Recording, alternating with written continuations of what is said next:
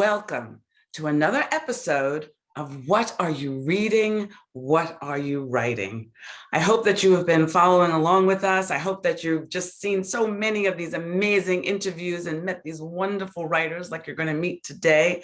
But if not, I am Karen E. Osborne. That E is important because there's a boatload of Karen Osbornes out there. So I'm Karen E. Osborne, and I am the author of Getting It Right and the upcoming murder mystery women's fiction Tangled Lies, which launches on July 22nd. And with me today is a really lovely writer. Her name is Michele F. Levy. We got to get those middle initials in there because right, lots of Levys. Exactly. And she is going to talk to you about her book. Welcome, Michele. Welcome. Thank you very much. I'm delighted to be here. Oh, we're so glad to have you. Michele has written a novel. I just want to get everything straight. Anna's Dance, a Balkan Odyssey. And it's set in the tumultuous year of 1968. I don't know if those of you who know a lot about 1968, but everything, the Tet Offensive, murders of King and Bobby Kennedy, there was so much going on in those times. So it's really quite a historical moment. And this is a story of love, intrigue, betrayal, and survival. So I can't wait to hear about this. So tell me a little bit first, though, as we do with most of these episodes, is people are looking for, especially summertime, are there good reads out there besides your wonderful book that you might recommend to our audience? And I'm not, unfortunately, able to recommend a beach read because I don't really read beach reads too often, although I do. I cram mysteries, but at night. But I have a couple of things to recommend. They're a little dark and a little heavy, but they're wonderful. One of them, well, actually, are they dark? Are they heavy? I don't know. One of them is not. Klara and the Sun. This is Ishiguro, and it's haunted me ever since I read it. It's one of his marvelous novels. I feel like he always writes the same novel, which is about loss. It's about living with the past. It's about regret, or it's about the end, because it always implies that life is finite. And so Klara and the Sun goes, as did Never Let Me Go, it's a science fiction. It's not quite a dystopia. It's more like our culture pushed a little bit farther towards, tinkering with bodies, that you have your children lifted if you have the money, of course. And that means they are genetically enhanced so that they are so brilliant they can get into schools. Otherwise, forget about it. And the children have playmates, helpers, that are androids, and so the question arises, as it does so often in science fiction of this kind, like Blade Runner, what is human? What is humanity? What is the difference between a machine and a human? And the machine character is the protagonist. And of course, by the end, she is by far the most compelling, the most compassionate, because the culture has become so corrupted, so money oriented, so social upward mobility oriented, and the environment is so desecrated that what is left is her caring, loving her, the one she serves, we say, to the extent that she decides she will save her because this girl is diseased, and possibly from the genetic enhancement.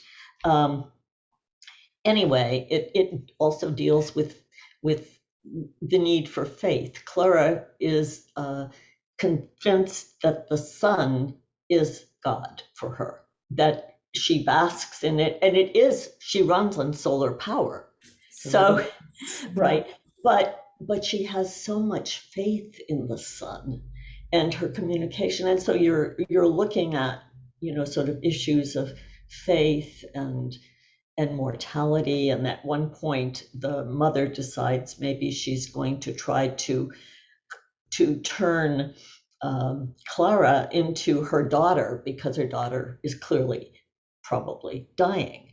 And so this whole thing about where are the boundaries? Where are the boundaries? Wow, that sounds like an amazing story. It's haunting. It's beautiful. Yes. And And say yet, the title again and the author. Klara and the Sun. Klara and the Sun. S-U-N, yeah, Klara with a C. And it is Kazuo Ishiguro, who won the Nobel Prize a few years ago. He's Japanese, British. And it ends sort of, it's always about, he wrote The End of Day, what is that? One Academy Award, the End of Days or the end of whatever. Anyway, it deals, all of his work seems to deal with the end of our lives, what's left at the end, and how much we discard of what is beautiful and what we should, treasure more. Yes. Yes, yes. Well, my goodness, sounds like a wonderful read, not a beach read. Not a beach read. Wonderful, but we do more than go to the beach. So. Well, we do. Sometimes we want to make our brains work a little. Yeah. Did you have another one? God, there's several that I was You have to pick one.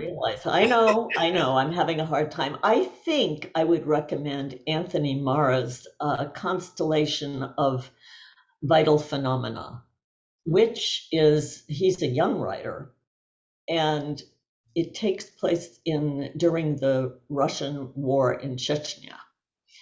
And he has three characters. It's a brilliant history, but it's from the inside. It's from two characters who live in a destroyed village, and the Russians are constantly coming and picking up dissidents, and disappearing them. And a Russian doctor in Chechnya trying to save lives with no tools. Basically, the hospital's been bombed out, everybody's left but two helpers of hers. And the worst doctor ever to get a degree in Chechnya, bottom of his class, but he's a good man. And the history, and a little girl, the daughter of a man who's disappeared, and by the Russians. And the stories intersect in amazing ways, and you come to love them and respect them all. And it seems that even though the war is horrible and the descriptions are amazing, both beautiful and horrible, there's beauty in the landscape, there's beauty in the people and their memories, but there's also war.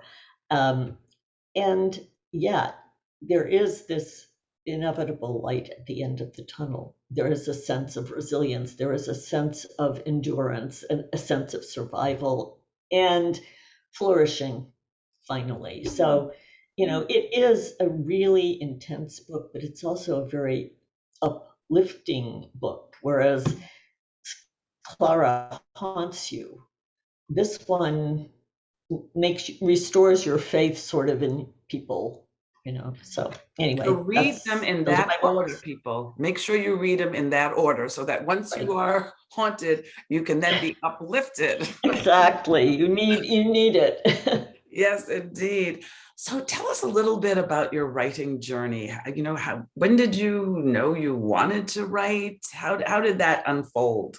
Well, I always wrote because I became a university professor. And so what do? You have to publish or perish, right?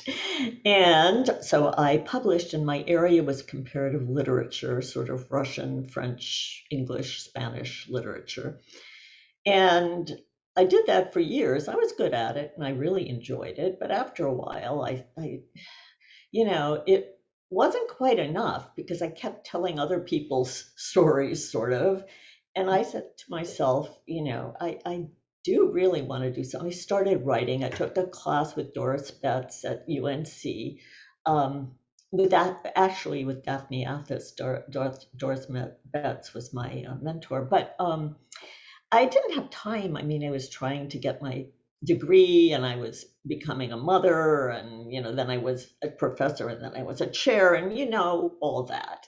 So there was a lot of pressure. But one thing that did happen was, I've always loved the Balkans. I did make a trip there in 1968, so I had a sort of itinerary. And what happened was, eventually I got a little bored with writing literary criticism and theory. And I started getting interested, because my undergrad major was history, and Comp Lit always has history. I started getting interested in history and reading a lot of current stuff. I got interested in the Balkan War in Bosnia, and started reading about that. And then, sort of at the same time, I had a, a colleague at Xavier that she taught math, and she was Greek, and we would go to the Greek fest, and she always said, "Oh my God, how did you ever get to be dancing the way we dance?" It's because everybody thought I was Greek. Why didn't I go to the church on Sunday? And she said, I'd tell her some of my stories from the trip, and she said, "Have you ever written them down?" And I said, "No." And I thought, well, as if I have time. But then I went to Chicago for some conference or another, and it was a cold, snowy night. We were all supposed to go out to a jazz club. And I just said, I don't feel like going out in the snow. I feel like maybe I'll try to write. There was an event that happened in southern Greece, and I just thought, what if I could recapture that? What if I could make the smells and the tastes and the sounds, kind of come alive? And I spent hours doing that. I don't know if I slept too much that night, but when I was done, I thought, I really like this. I think I could do this. And then I thought, I have a frame. I have my itinerary. I know about the Balkans. It's an exciting place. It's still active, very unfortunately active. And I thought, I know what happened to me, but that's not going to make a story. What happens has to have a protagonist. And then I just started writing it. I just really did, I started in the middle and went backwards, and then picked it up from that middle part and went forward. Wow. To give a sense of the development of the character from where she was, because she's not a very sympathetic character when you first meet her. She is lost. She's one of those lost, confused 60s kids, and but the trip, she grows from the very beginning of the trip. She grows, and her big issue is, who is she? What is her identity? And so that I thought, I think I have a story. And Yeah. How old is she in the story? 23, exactly the age I was when I made the trip. Oh, how wonderful. That is so great. And finding, getting it published, I guess, was it because you'd published so many other books? Was that No, easier? No, oh, no. not at As all, hard as it because was for the rest academic of us. stuff, yeah, I mean, academic stuff, I think they scorn you if you write only academic stuff.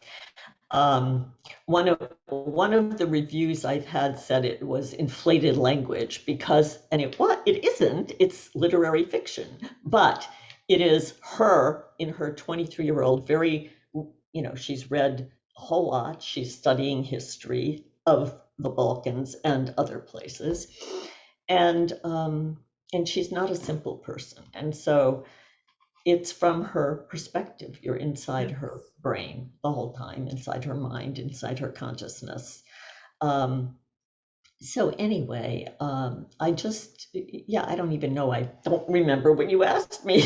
No, I was just asking about your protagonist. Oh, yeah. So, it's interesting. I have a dear friend who has like 8 or 9 academic books published. Arthur Levine. He was the president of Columbia University School of Education, And so he's just this super smart academic man. And he just retired and decided to write a murder mystery. And so I'm going to make sure that he watches this interview, because I think that this will encourage him. I think you will. Just do it. Yeah. Yeah. In fact, I was told by many, I sent it around for a while, and I was told by many agents, shouldn't you place it in a, more recently, as in the Bosnian crisis? And I just said, no, I didn't want to move it. I thought it was valuable because, among other things, that was the year also of all the student uprisings and the invasion by Russia of Czechoslovakia and all of that stuff. And so I just said, no, this is a story I'm telling. It's not about Bosnia. Yeah, it was quite a year, quite a year. Well, this has been such a pleasure meeting you. I just love meeting you. And I know that our audience would love to find out more. They would like to know how to get a hold of your book. They'd want to know more about what's going on in your writing life. So how can they find you? Where can they find you? Okay, well, I'm on Facebook. I have an author page. It's with some context and some review stuff. It's, Facebook, Michele Levy. What is that? Author. Yeah, author. And then I have a website which has also much stuff. And that is www.micheleflevy.com. Yes. And then there's my, page on Amazon. So I visited your website and it's lovely. It has so much great information about the book. And so I think you all will very much enjoy visiting Michele's website. I hope that you have enjoyed this episode. I hope that you will go out and buy Michele's book, download it, do whatever you need to do to read this amazing story. And we thank you as It's my sister calling, and I thought I put my phone on Do Not Disturb. That's all right. No worries. In this age of Zoom, we have people coming in, dogs coming in, right? This is just this is just our life now. This is how we live. This is how we live. Goodness. Thank you all very much for watching and listening, and I hope I will see you at the next episode. Thank you, Karen, for having me, and I hope you will read the book. No, it's not a beach read, but it's a good read. Bye-bye. Bye.